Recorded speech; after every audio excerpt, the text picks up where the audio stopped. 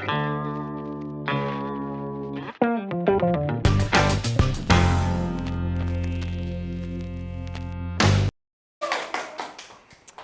mari kita tutup dalam doa.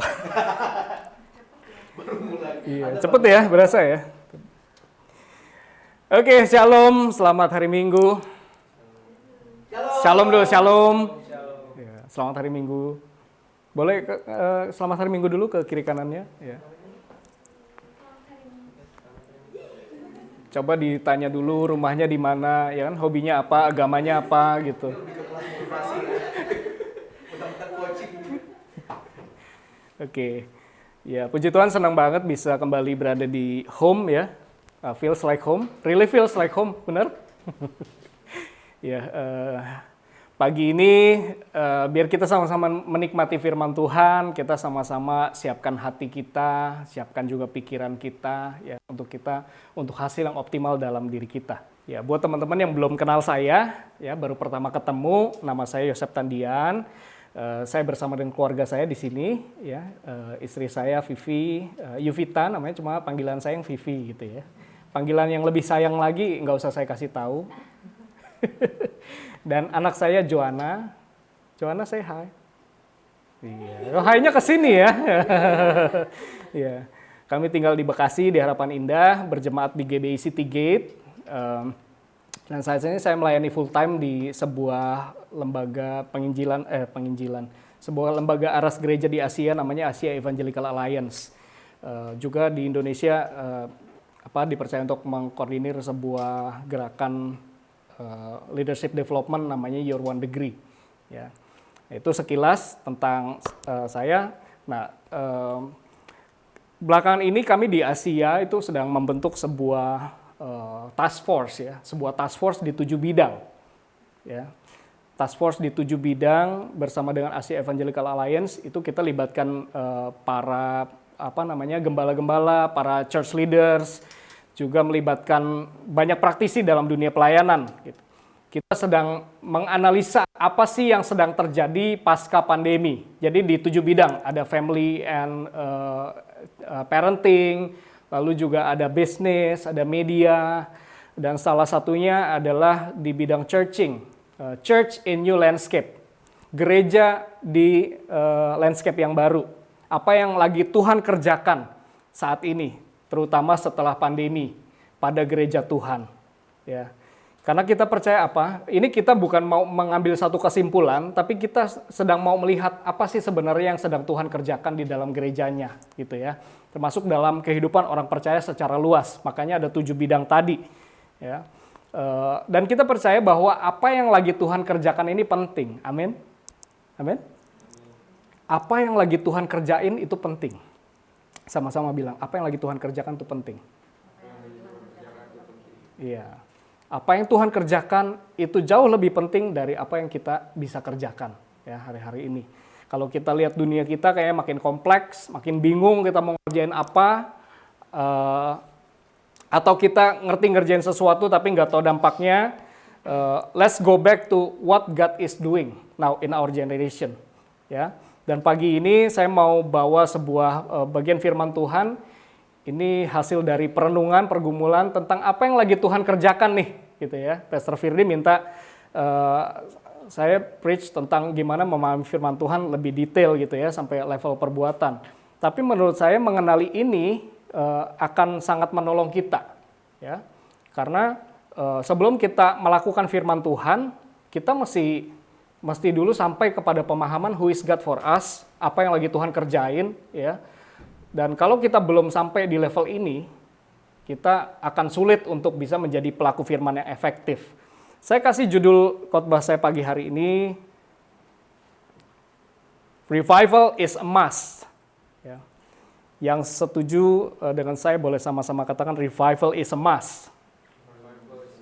Kebangunan rohani adalah sebuah keharusan, ya, yang harus terjadi dalam hidup kita. Dan ini penting. Revival ini bicara tentang apa? Bicara tentang satu kehidupan yang levelnya lebih dalam. Teman-teman, kita tuh hidup dengan berbagai level ya. Pada umumnya manusia hidup dengan level autopilot. di level fisik, di level kasat mata, level keseharian kita, ya, level pikiran dan perasaan. Itu penting, teman-teman. Penting, ya. Level skill, level apa yang bisa kita lakukan setiap hari di pekerjaan, di kuliah, di pelayanan kita, ya, di keluarga kita. Tapi tidak cukup. Kita mesti hidup dalam satu level yang lebih dalam, yaitu level spiritual. Nah, teman-teman, kehidupan dalam level spiritual itu bukan soal ngeroh-ngeroh, ya. Bukan soal itu. Spirit itu bicara tentang semangat yang melandasi kita hidup. Kita hidup nih semangatnya apa? Drivernya apa yang menggerakkan kita? Kalau kita kerja, spiritnya apa? Apakah karena takut kekurangan, ya? Apakah karena pengen menunjukkan diri, atau dalam spirit kita ngerti bahwa kita lagi lakukan kehendak Allah dalam zaman kita, dalam generasi kita. That's why I have to work. That's why I go to work, ya. Untuk itulah aku tidak rebahan di kamar dan aku pergi ke suatu tempat melakukan sesuatu dengan hidup yang sudah Tuhan percayakan, ya. So kalau orang nggak hidup dalam level rohani yang kuat, ya, dia tidak akan melakukan sesuatu dengan spirit yang benar. Dia tidak akan menghasilkan terobosan di dalam hidupnya. Karena dia cuma mengandalkan pikiran, mengandalkan perasaan, mengandalkan kemampuannya. Which is juga sebenarnya penting, ya. Penting. Dan orang ada di level itu. Ya, lebih banyak lagi orang yang tadi aku bilang, ya, ada di level autopilot. Naik motor aja autopilot. Sennya kiri, beloknya kanan. Ya. Itu levelnya udah autopilot. Yang lebih tinggi lagi orang hidup dengan consciousness lah, kesadaran. Nah, ini adalah higher consciousness, di mana orang mengalami satu kebangunan rohani. Nah, kebangunan rohani itu adalah ketika kita hidup tidak lagi terbelenggu pada daging, pada seluruh yang kita punya, tapi kita masuk ke level yang lebih dalam. Nah, hari-hari ini teman-teman kalau ngikutin ada satu peristiwa yang lagi terjadi nih di Amerika. Ya. Pernah dengar tentang ini? Lagi ngikutin? Bahwa di Amerika dimulai dari hari Rabu lalu tanggal 8 Februari itu ada sebuah chapel di kampus namanya Asbury University. Ya, kampus ini bukan aliran Pentekostal, kampus ini alirannya Wesleyan gitu, Metodis, ya. Dan ketika mereka chapel, mereka mulai dilawat Tuhan. Mereka mulai dilawat Tuhan. Dari chapel kampus ya seperti biasa lah gitu, ya. Di pagi hari mereka kumpul. Lalu kemudian mulai ada penyembahan itu mulai makin dalam, mereka mulai naikkan doa, hadirat Tuhan makin kuat di antara mereka, dan mereka mulai tenggelam dalam praise and worship, gitu. Menyembah tanpa terasa hari itu sudah berlalu, ya, sampai 24 jam berlalu sampai besoknya. Orang-orang mulai bawa makanan, mulai bawa minuman, bahkan ada yang mulai bawa matras juga masuk ke chapel itu, dan mereka mulai padati chapel di Asbury itu, dan mereka menyembah, mereka nyanyi, mereka ada yang cuma sujud, ada yang nangis, ada yang nggak bisa apa-apa, cuma stay dan pengen menikmati hadirat Tuhan. The revival is happening in Asbury University, ya. Dan gelombangnya bukan hanya satu hari, sampai hari ini, teman-teman. Sampai hari ini itu masih terjadi. Jadi 2 hari yang lalu aku cukup sering gitu, ya, posting setiap hari apa yang terjadi. 3 hari yang lalu atau 4 hari yang lalu itu sudah lebih dari 160 jam mereka ngalamin itu. Lalu kemudian ada orang-orang dari kampus lain datang, bahkan melanda juga sampai Lee University, Cedarville, dan Stanford University. Ini nggak muncul, ya? Ada, ya? Ya.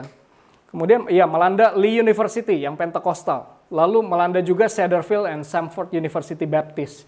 Jadi sedang terjadi satu kebangunan rohani di Amerika, di kampus mulai dari Asbury, ya, yang apinya itu dibawa ke daerah-daerah lain. Ini teman-teman bisa lihat di sini, Asbury University Revival going viral on TikTok. Ini lagi viral nih, jadi trending topic, salah satu world trending topic apa yang terjadi di Asbury.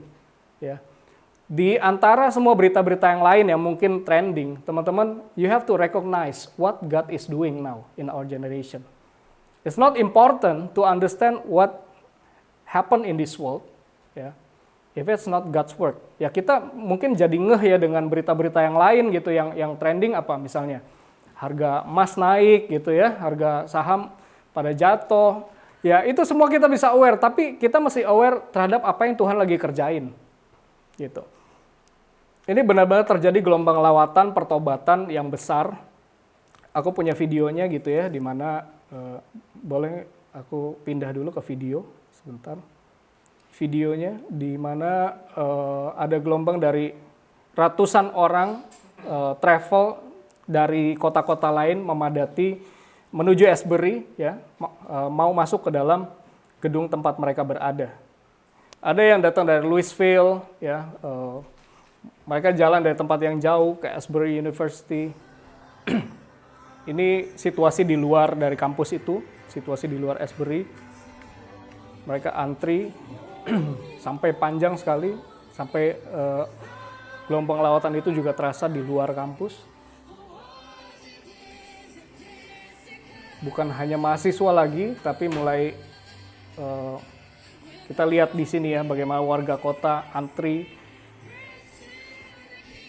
Ya, kita lihat ya, teman-teman lihat ya antriannya di luar kampus itu. Ini benar-benar lagi terjadi sampai hari ini, belum selesai gelombang praise and worship-nya, prayer, dan apinya ini mulai menyebar kemana-mana, ke tempat-tempat yang lain. Teman-teman, aku nggak tahu apakah kalian pernah mengalami hal yang seperti ini dalam kehidupan kalian. Tapi sadar atau nggak sadar, kekristenan kita hari ini, kita bisa jadi orang percaya hari ini, itu adalah hasil dari revival di masa yang lalu. Ya. Aku sendiri dulu mulai dari seorang yang kehidupannya pribadi ditransformasi, lalu kemudian aku sempat memimpin revival yang seperti ini di beberapa tempat gitu ya, di beberapa retreat. Ada momen-momen di mana kita di satu ruangan itu cuma nyembah dan itu bisa sampai berjam-jam.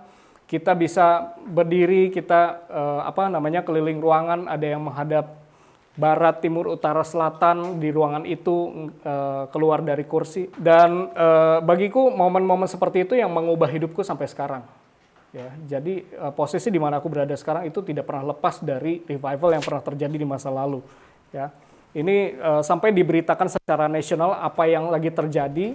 Ya, terjadi di Lee University sudah lebih dari 70 jam juga di sana. Lalu di Samford University, Chesterfield sudah berjam-jam. Are you excited, guys? This is what happened in our generation. Dan aku percaya ini bisa melanda sampai ke kota-kota lain, bahkan sampai ke negara-negara lain. Sebelum kita sampai ke titik ini, kita mesti tahu dulu apa yang terjadi jika manusia hidup tanpa roh Allah dan tanpa menyembah Allah. Ya, ketika orang cuma hidup di level, bukan level spiritual. Artinya tidak ada worship dalam dirinya. Karena worship itu membutuhkan koneksi antara kehidupan kita yang paling dalam, yaitu roh kita. Terkoneksi dengan apa yang Tuhan lagi kerjain. Dimana kita jadi orang yang hidup tanpa karya roh Allah. Ya. Suatu ketika Billy Graham pernah bilang seperti ini. Hari ini gereja, kalau Roh Kudus diambil dari gereja, gereja masih tetap bisa jalan. 90% aktivitas gereja masih tetap bisa jalan. Kenapa? Karena udah teknis banget. Gitu. Kita merasa mampu melakukan segala sesuatunya ya. Praise and worship-nya, lighting-nya, semua. Bahkan juga kalau ditarik ke kehidupan kita gitu. Sekarang banyak banget kemudahan. Ya, anak-anak zaman dulu tuh ngalamin hidup yang susah gitu. Sekarang enggak lagi. Teknologi komunikasi, teknologi transportasi, semuanya udah bikin mudah. Dulu kita kalau mau bikin makalah gitu ya, clipping, mesti cari koran, mesti pergi ke perpustakaan gitu, cari koran digunting, ditempel.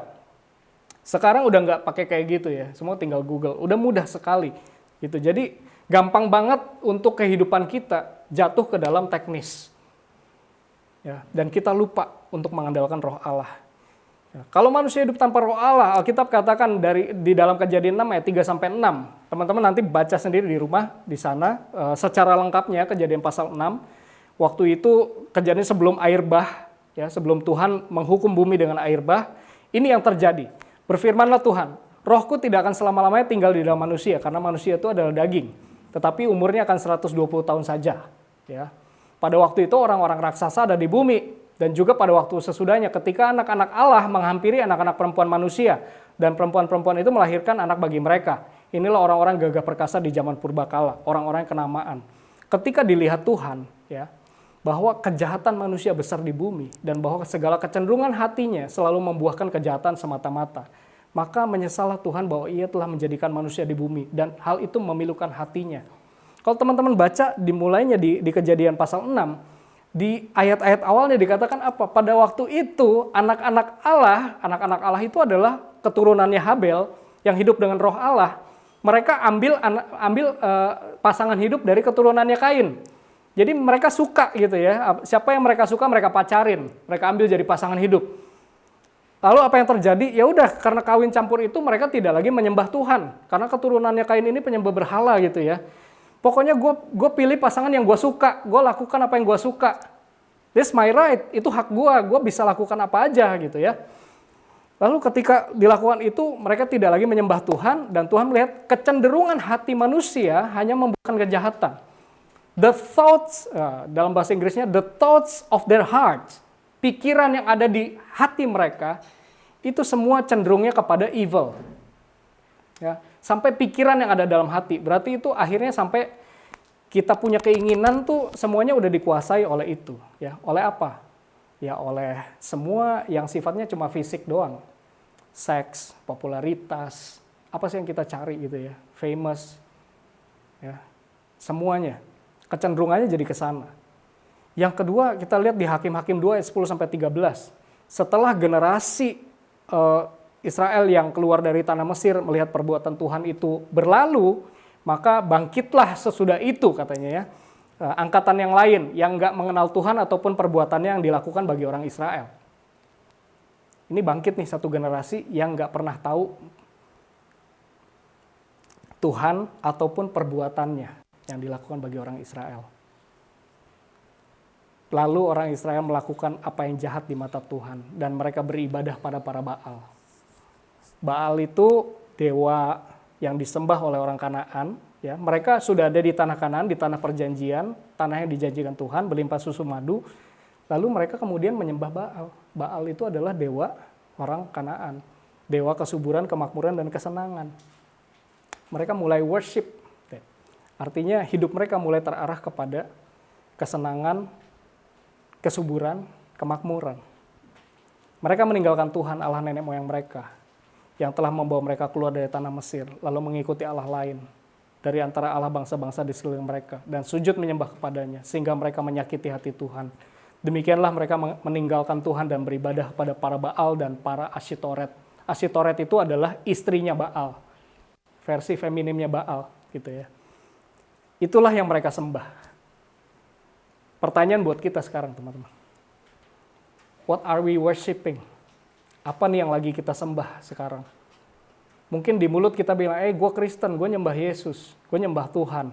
Gitu ya. Kayak banyak jokes-jokes bercandaan-bercandaan di TikTok gitu ya. Orang Kristen gitu, lagi ngaduk kopi, terus tumpah gitu. Ya Allah Tuhan Yesus, ya Allah Tuhan Yesus. Bukan kayak gitu teman-teman ya. Mungkin kita ngomong kita nyembah Tuhan. Tapi sebenarnya apa sih yang kita cari dalam kehidupan kita keseharian? Ya. Yang memotivasi kita bangun pagi dari tempat tidur dan melakukan hari kita itu, apakah cuma sekedar kerjaan, ya, karir yang mau dikejar, proyek yang harus diberesin, dan segala macam. Atau kita lagi melakukan sesuatu karena kita nyembah Tuhan. Karena kita lagi devote our life to Him. Nah, orang kalau nggak pernah ngalamin revival, kebangunan rohani dalam hidupnya, teman-teman, I tell you, people tend to seek for lifestyle, not the life itself. Kita akan cenderung cari lifestyle, tapi bukan hidup itu sendiri, not the life itself. Lifestyle semua yang kita kejar gitu ya. Tapi kehidupan tuh bicara apa sih? Meaning dari hidup kita. Ya. Next generation. Minggu lalu Valentine gitu ya. Terus aku khotbah di salah satu mega church gitu dan mereka juga ya ini pergumulan tiap generasi lah, pasangan hidup gitu. Pertanyaan-pertanyaan tentang Kak boleh nggak ciuman gitu ya, boleh nggak peluk-pelukan dan semua yang pertanyaan yang seputar boleh nggak itu guys itu udah dijawab gitu ya. Para hamba Tuhan di sepanjang sejarah udah ngejawab itu gitu bahwa Jawabannya itu bukan boleh atau nggak boleh. Tapi pertanyaannya, kita hidup buat apa sih? Ya, bahkan aku sampai challenge, cowok-cowok, kalian kalau udah puber itu punya hasrat seksual kan? Kalau ada sentuhan, ada ciuman, itu udah pasti ada hasrat seksual yang bangkit kan? Gitu. Pertanyaanku, kalian setulus apa sama pacar kalian gitu? Dan kalau kalian tulus, pasti kalian kasih tahu ke pacar kalian, jangan lakukan ini ya, karena hasrat seksualku bangkit. Tapi kalau orang nggak pernah ngalamin revival dalam hidupnya, maka dia akan jatuh tuh dalam hal-hal penyembahan berhala dalam berbagai bentuk. Tahu nggak penyembahan berhala itu bentuknya apa? Ya. Workaholic itu penyembahan berhala. Bucin itu penyembahan berhala. Hal-hal yang akhirnya bikin hidup kita tuh kehambat untuk datang sama Tuhan, untuk ngerjain panggilan Tuhan dalam hidup kita. Dan ini persis apa yang terjadi dengan orang Israel. Gitu ya. Ketika mereka masuk ke tanah perjanjian, justru ketika mereka masuk ke tanah perjanjian, ketika keadaan mereka nyaman dan diberkati Tuhan, mereka mulai tinggalin Tuhan loh. Ya. Akhirnya apa yang terjadi? Kemudian Alkitab jelasin, kalau kalian baca kronologisnya gitu ya, tanah Israel menjadi tandus. Menjadi sepi, sampai akhirnya kita tahu mereka dibuang ke Babel. Terbuang dari tanah itu. Bukan dibuang, beda ya.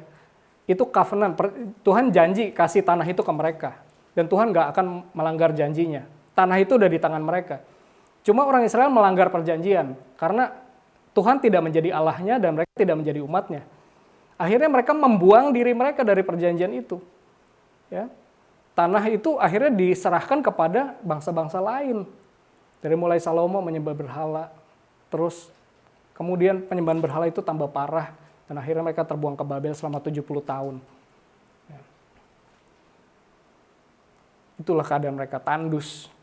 Ketika mereka justru mulai ngandelin kekuatan diri sendiri. Teman-teman pernah nggak sih kita ketika kayaknya semua faktor dalam hidup kita berjalan baik, tapi kita ngerasa kok hidup kita tandus banget gitu. Kayaknya pelayanan kering, kayaknya kerjaan nggak produktif, nggak berbuah, kalaupun gajinya gede nggak memberikan kepuasan gitu ya. Kalaupun ada hal-hal yang menyenangkan, abis pulang dari liburan kemana gitu. Tapi hati kita rasanya hampa aja. Tandus, kayak tanah yang nggak disiramin air. Karena itu kita udah mulai meninggalkan spirit kita yang sebenarnya, lalu kita mulai hidup dengan kekuatan kita sendiri. Kita mulai kehilangan meaning di situ. Nah pertanyaannya, kapan kebangunan rohani terjadi? Kebangunan rohani akan terjadi dalam hidup kita ketika kita mulai buka hati mencari Tuhan sungguh-sungguh. Dan pada saat itu Allah turun melawat umatnya. Amin. Ketika only when our heart is open for Him. Tuhan sangat ingin melawat kita. Tapi kebayang ya betapa sibuknya kita, betapa kerasnya hati kita, betapa terkotak-kotaknya kita selama ini dengan denominasi dan segala macam. Tuhan bilang begini, dan umatku yang atasnya namaku disebut, merendahkan diri, berdoa dan mencari wajahku, lalu berbalik dari jalan-jalan yang jahat, maka aku akan mendengar dari sorga dan mengampuni dosa mereka, serta memulihkan negeri mereka. Tuhan challenge kita loh. Kalau atas hidupmu namaku disebut, kamu rendahkan diri, kamu berdoa, kamu cari wajahku, kamu berbalik dari jalan-jalanmu yang jahat, maka aku akan mendengar dan aku akan memulihkan negerimu. I will heal your land. I will heal your family. I will heal your study. Semua jalan yang ketutup dalam studi kita, pekerjaan kita, keluarga kita yang kayaknya udah nggak bisa diselamatin. Hanya ketika kita buka hati dan cari Tuhan, Tuhan akan turun dan melawat. Ya. Dan ketika kita buka hati kita menerima Dia, kita terima keselamatan, kita mesti izinkan Roh Allah bekerja atas hati kita. Amin. Mungkin kita udah percaya nih sama Tuhan Yesus. Kita cuma berpikir, asal gue percaya Tuhan Yesus, asal nggak masuk neraka aja deh, gitu ya. Tapi kita nggak pernah izinin Roh Allah bekerja atas hati kita. Oh banyak banget sekarang ya, anak-anak muda Kristen, tapi masih hidup dengan insecurity, masih hidup dengan overthinking, toxic relationship. Pertanyaan-pertanyaan itu juga, Kak, gimana sih cara keluar dari toxic relationship? Ya pertanyaanku, hubunganmu dengan Tuhan gimana? Beres nggak? Karena di Kejadian 2 itu intimasi dulu. Kalau kita intim sama Tuhan, hubungan kita sama Tuhan pribadi beres, gitu ya. Kita menyembah Dia, kita baca firman Tuhan setiap hari, maka kita nggak bakal tuh terjebak dalam toxic relationship. Spiritnya udah beda, gitu ya. Kita kerjaan, Kak, kok gua kerjaan kayaknya bingung gitu ya, disuruh ini sama bos, bingung hatinya, lakukan apa jangan gitu ya. Kadang-kadang teman-teman kalau udah dalam posisi kayak gitu, baru kita cari Tuhan gitu ya. Kalau udah dalam posisi kejepit, kepepet, baru cari Tuhan. Kadang-kadang emang hati ini tuh nggak nyangkut. Hati ini tuh nggak bisa langsung ketemu jawabannya, nggak bisa langsung dapat hikmat. Karena apa? Karena biasanya kita nggak bangun hubungan sama Tuhan.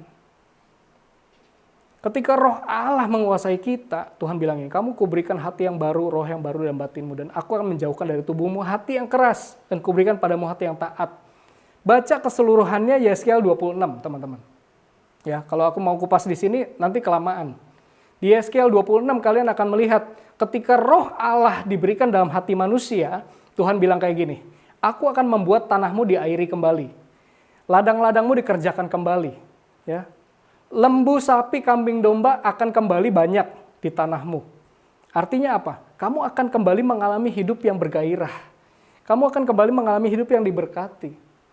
Kamu akan kembali mengalami sukacita dalam hidupmu. Fruitfulness, berbuah, productivity, ya, fulfillment, well-being, shalom. Semua itu terjadi ketika roh Allah benar-benar menguasai hidup kita, teman-teman. Ketika roh Allah itu menguasai pikiran kita sampai ketika kita ambil keputusan untuk apapun. Dan ketika itu revival terjadi, ya. Kebangunan rohani terjadi dalam Alkitab. Waktu zamannya Ezra ketika mereka datang dari pembuangan. Bagaimana waktu itu kebangunan rohani terjadi? Semua orang Israel berkumpul di halaman muka pintu gerbang air dan minta agar Ezra, pemimpin rohani mereka, membacakan Taurat Musa. Ini adalah kali pertama setelah 70 tahun, mereka nggak dengar firman Tuhan dibacakan dari atas mimbar. Bisa kebayang nggak tuh, teman-teman? Karena 70 tahun mereka ada di Babel, tetanggaan sama orang-orang Babel, mereka nggak bisa beribadah kayak di Israel. Dan setelah mereka 70 tahun, balik ke tanah mereka, mereka minta Ezra untuk bacakan seluruh kitab Taurat itu. Dan ketika Ezra membuka gulungan kitab itu dan mulai bacakan itu, semua orang mulai menangis ketika mereka mendengar isi Taurat itu. Ada satu keriuhan yang besar di seluruh orang Israel, jemaah Israel waktu itu. Ketika Ezra mulai membacakan isi Taurat Tuhan. Hati mereka tuh benar-benar menangis, mereka rasanya mau bertobat. Mereka rasanya mau kembali sama Tuhan. Sampai Ezra dan Nehemia bilang, jangan menangis, karena hari ini adalah hari yang kudus. Hari di mana kita harusnya bersuka cita. Kita mau ngalami revival, teman-teman. Read your Bible. Revival equals read your Bible. Amin. Kalau kita nggak pernah mendengar perkataan Tuhan kita, dan kita menganggap Alkitab itu satu ilmu alternatif aja lah dalam hidup kita. Gitu. Gue nggak baca Alkitab, toh nyatanya hidup gue masih bisa berjalan dengan baik.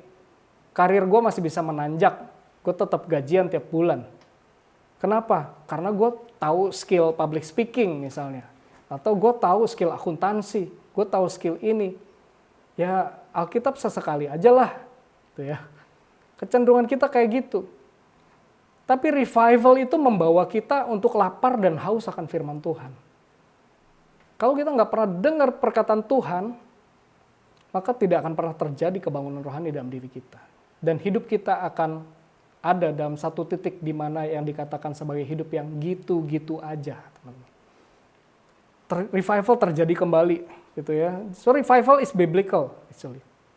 Nah, Tuhan mau spirit kita bangkit. Tuhan mau kita melayani Dia. Tuhan mau kita menyembah Dia. Tuhan mau kita selalu ada dalam suasana penyembahan. Penyembahan itu bukan cuma ambil gitar nyanyi, itu salah satu ekspresi, teman-teman. Tapi ketika semua area hidup kita, itu bicara tentang gue lagi nyembah Tuhan. Gue lagi beri yang terbaik sama Tuhan.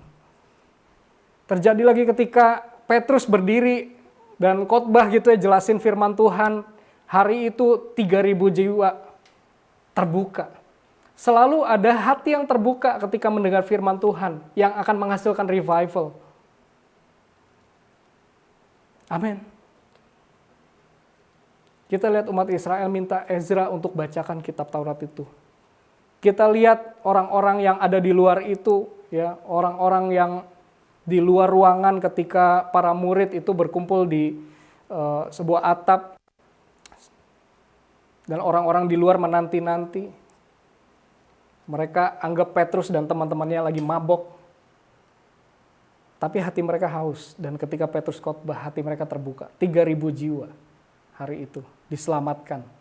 Minta memberi diri dibaptis. Dan mereka bertekun dalam persekutuan, berkumpul untuk memecahkan roti dan berdoa. Apakah ada prayer, praise and worship dalam hidup kita? Are we reading our Bible? Pesannya sangat simpel banget, teman-teman. Nggak ada metode tertentu untuk revival bisa terjadi. Kita perlu balik ke basic. Tapi benar-benar mau balik ke basic.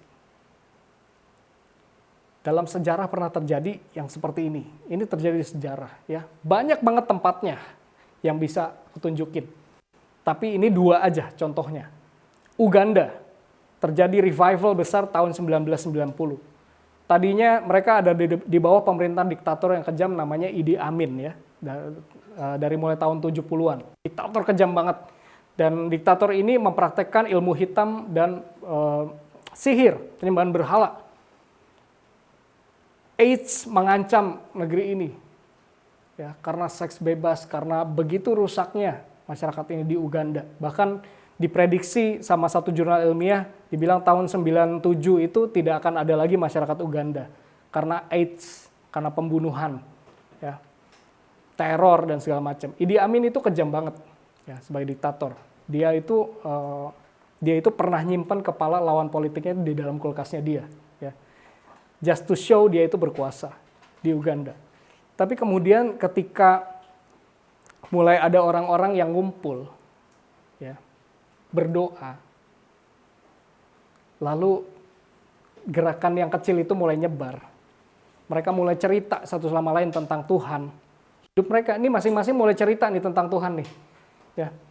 Bukan lagi ngandelin pendetanya, hamba Tuhannya, tapi masing-masing mulai cerita. Apa yang terjadi kemudian kuasa gelap itu jadi lumpuh. Pelan-pelan apa yang dibangun oleh kuasa gelap jadi runtuh. Dan akhirnya diktator Idi Amin pun digulingkan, gitu ya. Dan setelah itu, waktu revival itu terjadi, teman-teman, sampai akhirnya mereka punya airlines, ya, di Uganda. Itu ada pesawat yang masuk ke wilayah udaranya Uganda. Orang yang pakai kacamata itu bisa sampai dia buka kacamatanya karena minusnya sembuh. Ya. Banyak peristiwa AIDS sembuh ketika revival terjadi di Uganda. Dan hari ini Uganda jadi negara yang maju. Itu bukti bahwa revival itu benar-benar mengubah masyarakat. Kisah yang kedua terjadi di Almolonga, di Guatemala. Tadinya daerah ini adalah daerah yang dikuasai kartel, narkoba, dan gangster, gitu ya. Banyak pendeta udah diutus ke sana, pendetanya dibunuhin. Sering ketemu tuh ada pendeta dibunuh, nggak tahu siapa yang bunuh. Karena memang gangsternya kuat banget, dikuasai. Mereka miskin masyarakatnya dan tandus, tanahnya nggak menghasilkan apa-apa. Ya. Boleh googling, boleh cari di YouTube tentang revival Almolonga. Ketika revival terjadi di Almolonga, teman-teman, apa yang terjadi? Mereka kumpul, ini selalu dimulai dengan itu ya, selalu dimulai dengan kumpul lagi. Ya.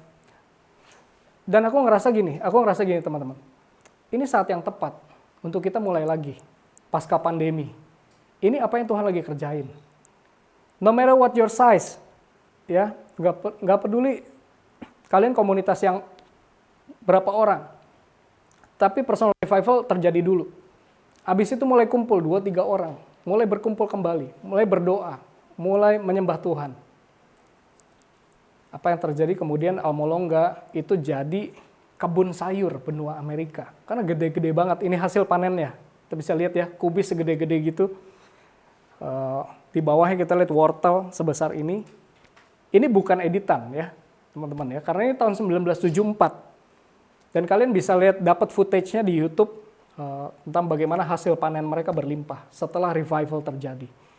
Jadi benar kata firman Tuhan, ketika revival terjadi, maka perubahan yang besar terjadi. Ya, dimulai dari apa? Dari hati yang terbuka. Mau menerima firman Tuhan, mau mendengar firman Tuhan, berdoa, menyembah Tuhan dalam. Dari situ kita akan lihat terjadinya satu perubahan yang besar. Itu yang terjadi masa lalu. Di Indonesia pernah nggak? Indonesia pernah terjadi revival. Tahun 65 itu terjadi revival. Besar-besaran. Bersamaan dengan apa? G30 SPKI. Banyak yang bilang begini. Pada saat itu, gereja nggak siap.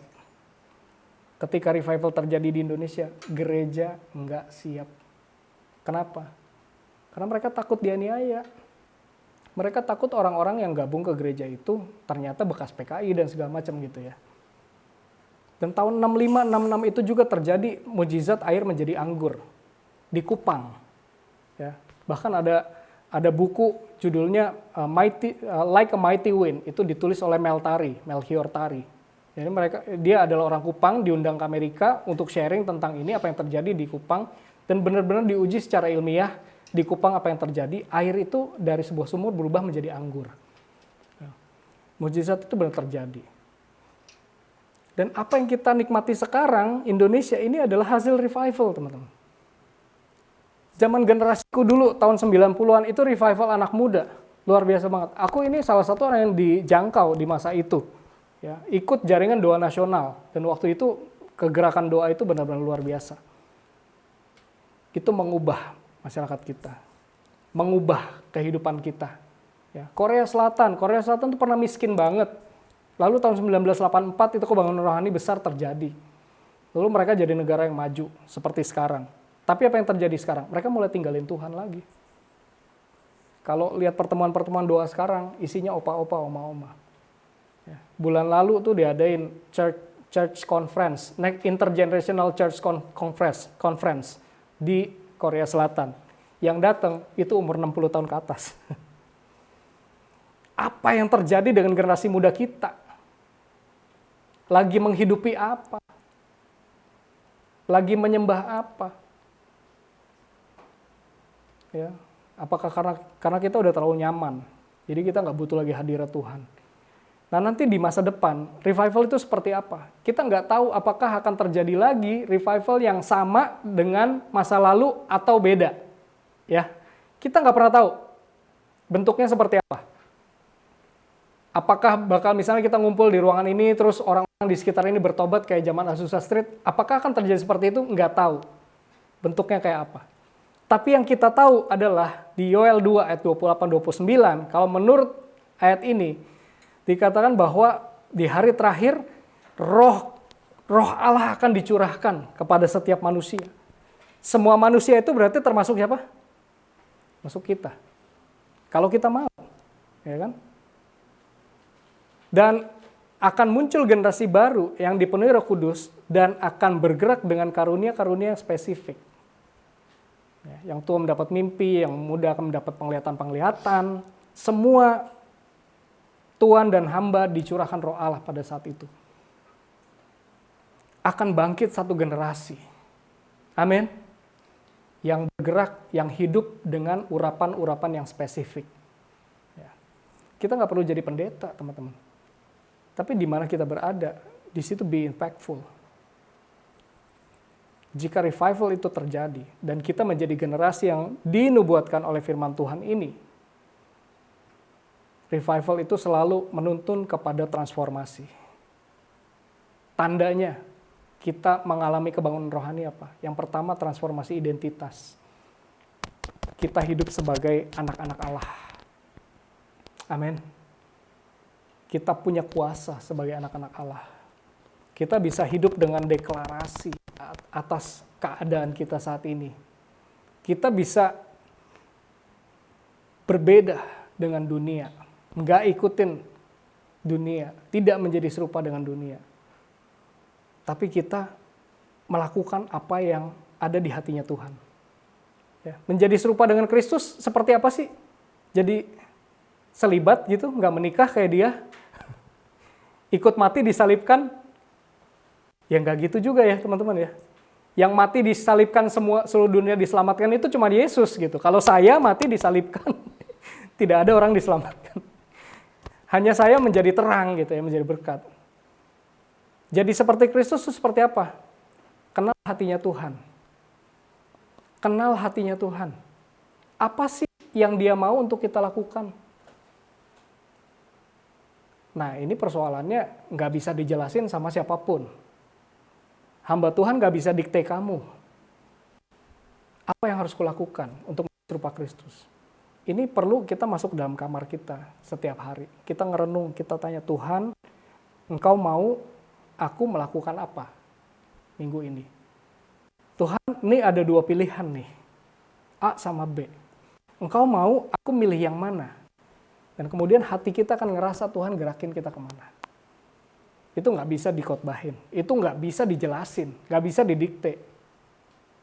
Teman-teman mesti lakukan sendiri. Identitas kita ditransformasi.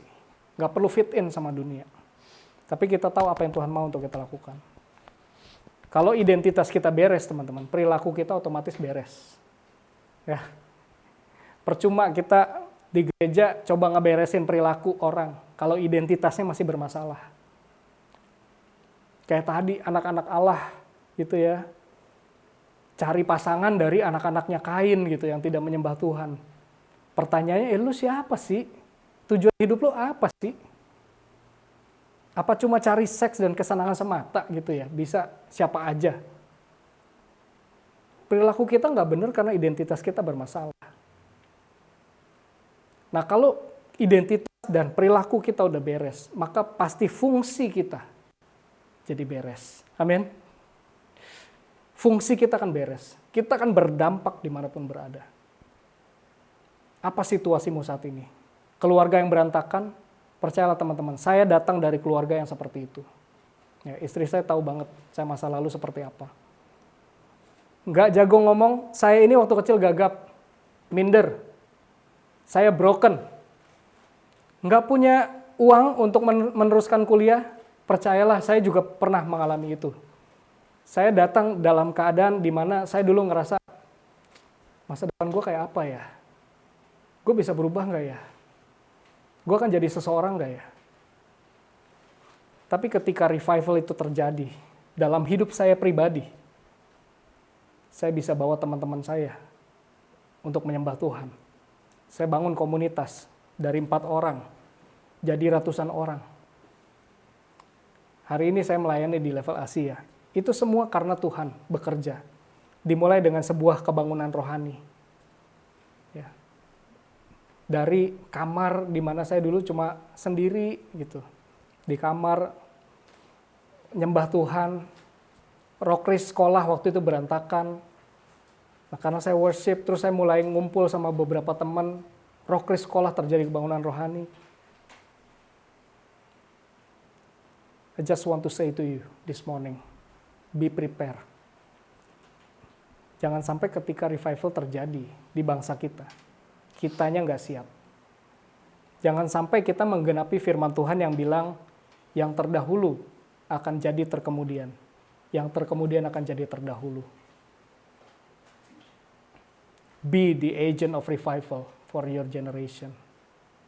Sebelum kita jadi pelaku firman yang efektif dan berdampak dalam hidup kita, alami dulu revival secara pribadi, kebangunan rohani secara pribadi. Tuhan memberkatimu. Tuhan melindungimu. Dia menyinarimu dengan wajahnya dan memberikan kasih karunia. Tuhan menghadapkan wajahnya dan memberi damai sejahtera.